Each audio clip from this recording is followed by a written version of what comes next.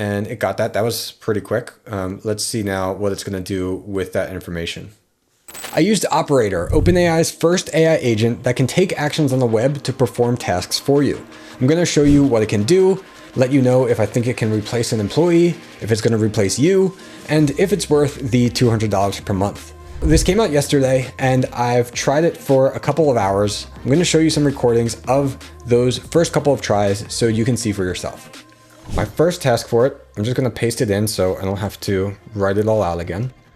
I'm going to ask it to go to my course, and then based on the lessons that it sees, I want it to come up with an idea for a new lesson. I want it to then take that idea, go into ClickUp, and create a new task for me about that idea. So what's cool is I did log into this when I tested it before, and it kept me logged in there, even though I'm starting this new task for it. And while we do that, I'm going to go here, copy my food order, and paste it in here. So this is what I want to have for dinner tonight, and we're going to see how that goes if it can order that for me while we take a look at what it's actually doing here in my course and going to ClickUp. So it looks like it took a look already at the course, and now it opened a new tab and it's going here to ClickUp. It's interesting, when I first tested just opening ClickUp, it just went right there. Now it's searching Bing for that, which is funny, I guess, that it didn't want to guess clickup.com, but let's see what happens. All right, so ClickUp is requiring that I log in again for some reason. So I'm going to go ahead and do that. I've got to click take control here and it'll have me log in. All right, so now I logged in, and when I say finish up, you have to tell it what you did, or you can tell it. So I'm just going to let it know I logged in and then give it back control. In the meantime, while it works on that, let's go back and see how it's going here with the food order. Yes, I want you to proceed. So it does ask once in a while, and it seems like different times once in a while on like if you want to proceed with things. And in some ways that's good, but I'm not sure if you would like create a task that you want to keep doing, if it's going to keep asking you to confirm all the time. It does definitely seem with new tasks, if you're ever going to have it save something or take an action that would cause something to happen, especially like buying something, that it is going to have to ask you for a confirmation there. So now it's saying if I want to go to the checkout. In this case, it's probably good it's asking me that. That way I can check over what it wants to order. That looks good to me. I will say yes. And let's check on the other task here. All right, it says I found the personal list and added, that sounds good. And it's asking me to proceed, so I will say yes. That sounds good as well. And to give some more clarity of what it just did, because that was all successful so far, this is exactly what I told it. So I told it to go to my course. I gave it the URL for that. And I said, based on the lessons, think about what might be good to add as a new lesson. And then go to my ClickUp, find the personal list towards the bottom of the left sidebar. I did give it a hint there because I just have so much in my ClickUp sidebar. And I said, create the task. So I didn't give it any other instructions other than that. There's no like secret hidden instructions that I told it about how to use ClickUp or how to navigate my course or anything like this. And it was successful with that so far. Now, let me see. I'm going to give it kind of one more test here. This one is probably not too hard. I'm going to say, okay, I've got a task for making a video about Operator in there. Can you make a comment on that, reminding me to share this clip when I'm showing you using ClickUp and ordering dinner? And let's see. I'm guessing I'm going to have to confirm this one more time. All right.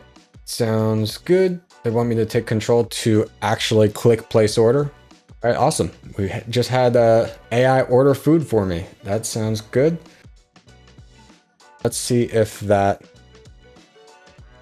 worked here. So that's interesting. So here, I saw this pop up once before. It's saying review potential risk to resume task.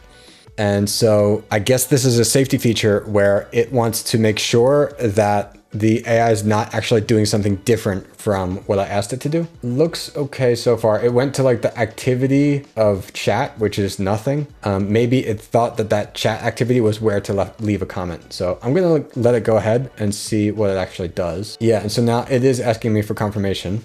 So I'm just gonna tell it, I'm gonna use Super Whisper to talk and not have to type. That actually looks like the chat window. I don't want you to leave a chat comment. I want you to actually find that task in my personal list, and then you can just click on it and leave a comment that way. All right, and we'll see how it does it here.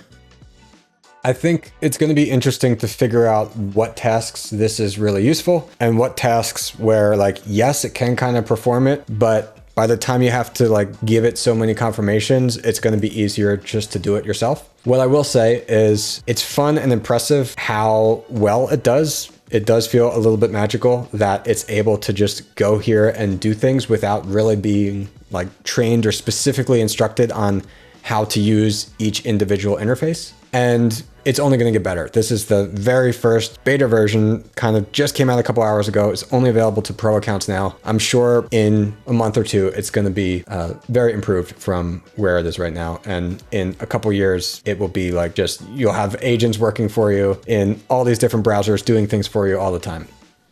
So next I want to show you that I recorded one more task that I had it do. This is a real multi-step task. There's a bunch of different things involved of what I'm asking of it. And I asked it everything in just one longer prompt, but my goal here was to make Operator more autonomous. I didn't want to have to go and click confirm a bunch of times because this particular task has a bunch of steps where it is going to have to save data or make changes to things. And I'll show it to you here and you can judge for yourself.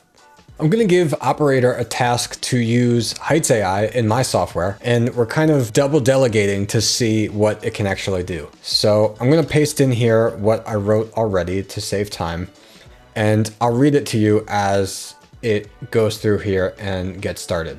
I've tested this out once before with a kind of less detailed task. I gave it a little bit more to do now, so I'm curious if it can do it and also how reliable it is. So what I told it to do is go and use the AI product generator to make an online course. And I didn't tell it where to do that or like how to do that. I just said, go do it. It looks like it has found that already and it is filling it out right now. So the second thing that I told it is I gave it a note that it's going to have these different steps and confirmations that it's going to have to go through as it creates this product. And the first time I tested this, I didn't tell it if I wanted the product to be free or paid. I didn't tell it anything about the confirmations. And it was like asking me every single time, hey, do you want this to be a free or paid? Which is reasonable. But then it was like, hey, can I click next? I was like, yes, please. And so now I told it that. So I want to see if it's actually going to proceed through everything without asking me to confirm. So far it's doing okay. Let's see. Yep, it's still going. All right. And here's the save button. It clicked it. Great.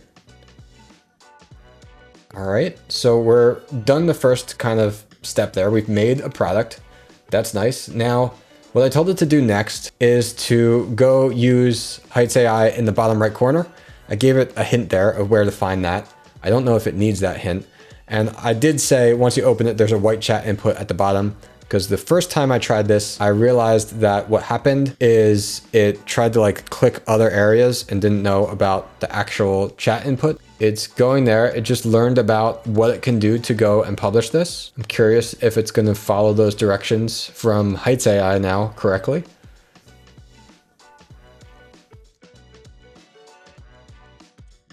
Right, so I found the edit page and it's scrolling down. It clicked publish. Let's see if it correctly realizes that it has to update it. It did, okay. So second step is now successful. Now I told it here, next click edit on the first lesson and then use the generate lesson ideas feature in Heights AI and leave me notes on the lesson itself based on that. So let's see. I tried opening the lesson review first. Okay, interesting. I mean, there's an AI button there, but I already told it where the Heights AI was before at the bottom.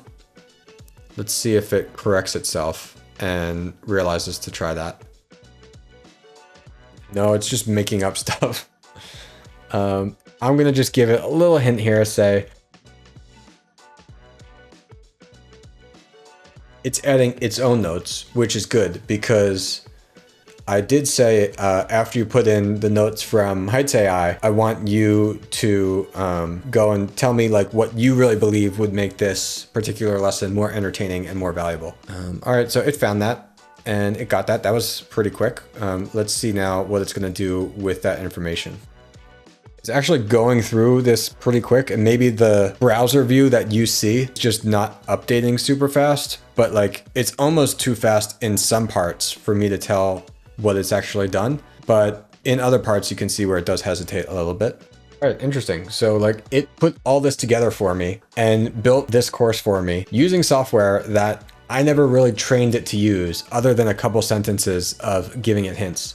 And so I could see some workflows where, let's say you've got an idea and you are, especially once this can work like on your phone, imagine you've got an idea and you're like just walking around. You don't have time. Like you could actually use Heights platform on your phone, I guess, but like you don't have time to like really be typing on your phone. And you could just like speak something out to Operator and say, hey, I've got this idea. I want to start a course or a digital product or something to talk about this. And I want to teach this kind of thing. Can you draft that for me? And then help like give me some of the ideas back from Heights AI, add your own opinion, and then save it for me. And now you've got something that you've not only saved your own idea, like you would save a note or something, but now you've also saved the opinion of the AI Operator and the opinion or recommendations from Heights AI. And it's like by the time you get there to look at your first steps for creating, you've already got this great kind of starting point of almost like the ideas and inputs of multiple different things.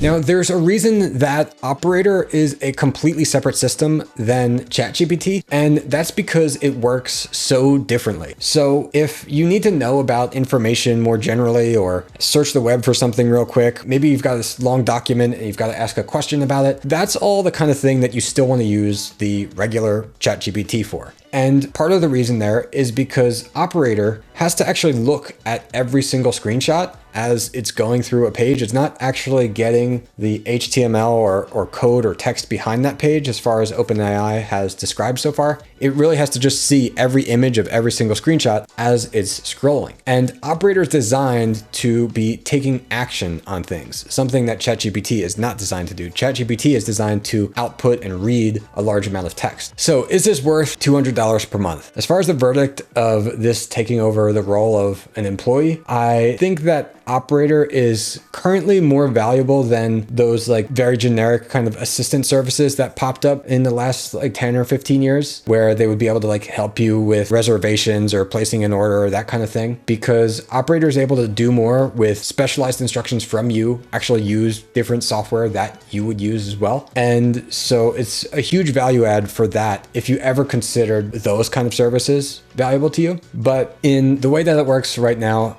it's definitely not going to replace an employee in full. It's definitely not going to replace you yet. But if you do happen to be somebody who's building an online business with courses, digital products, communities, then you don't need Operator. You can have Heights AI do that for you. It's way more affordable and you can use it free for 30 days at heightsplatform.com. But I'm curious, how do you imagine using Operator in your business? Let me know below in the comments. I hope you enjoyed this video. Please remember to give it a like if you did.